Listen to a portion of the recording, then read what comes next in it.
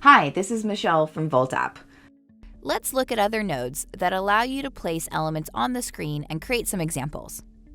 Let's look again at a vertical node layout that takes up 100% of the section width. A point about the range value. If we want to give a maximum size to the width, we can use a value scale range. Let's define that content can't be more than 100% maximum of the screen width, but that its default value is 800 pixels. So on a smaller device like a phone, it will take up 100% of the screen width. Let's look at some formatting nodes. Grid first. Let's change a text to item and drag it into the grid node. Duplicate item will fill the grid. We see that it is 300 pixels wide. This is the maximum size that all the columns can be. The same if I change to 250 pixels. But switching to a phone will allow the grid to display only one column. It adapts the number of columns every time you go under the width of the grid. Like the other visual nodes, it can be enlarged and you can change the background color.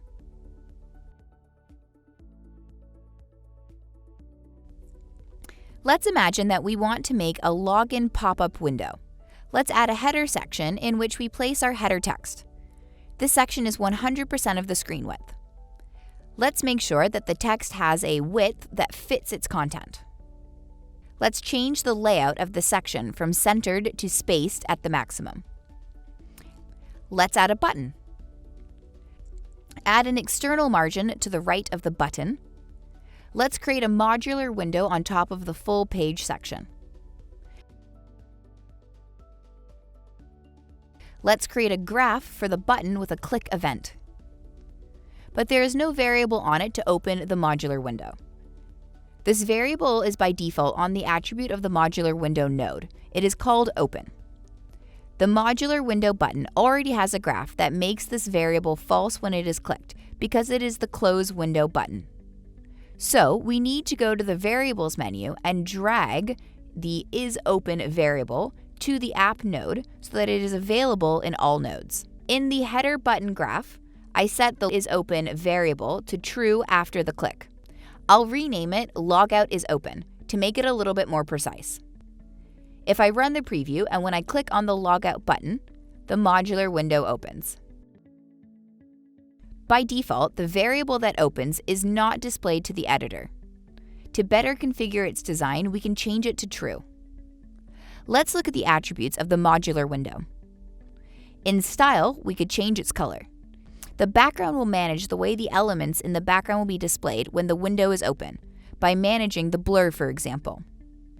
If you want to give it a fixed size, you have to change its size in pixels in the layout attributes, or even better, use the range to better adapt to phone sizes. By default, the size of the modular window adapts to the content.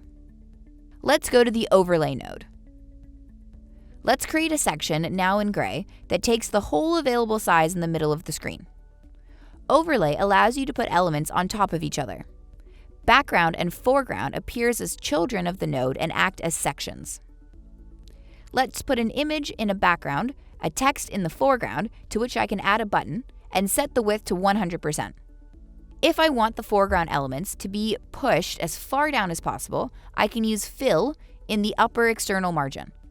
The same goes for the lower outer margin. The two margins will balance each other. Let's create a login page for the example. First, let's delete the nodes. I advise you to always think of your biggest nodes first, and feel free to use colors to visualize the layout of each node. First, I create my background section. By default, it fits its content, but as it doesn't have any, if I click on preview, nothing is displayed. I change its layout to 100% in width and height, and by default, its alignment and distribution are centered. Then I will create another box section. In it, there will be two input nodes and a button node, of which I will call login. To avoid the elements being stuck to the edges, I added internal margin.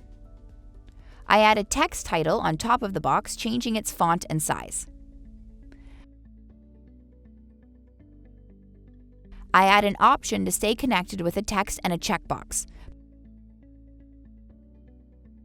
But I want them to be aligned, So I create a section, drag them in, and change the alignment to horizontal.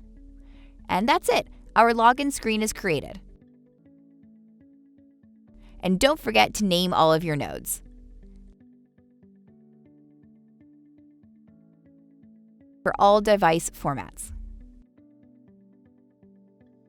Well, that's all I have for now. Thanks so much for tuning in, and we can't wait to see you at the next adventures.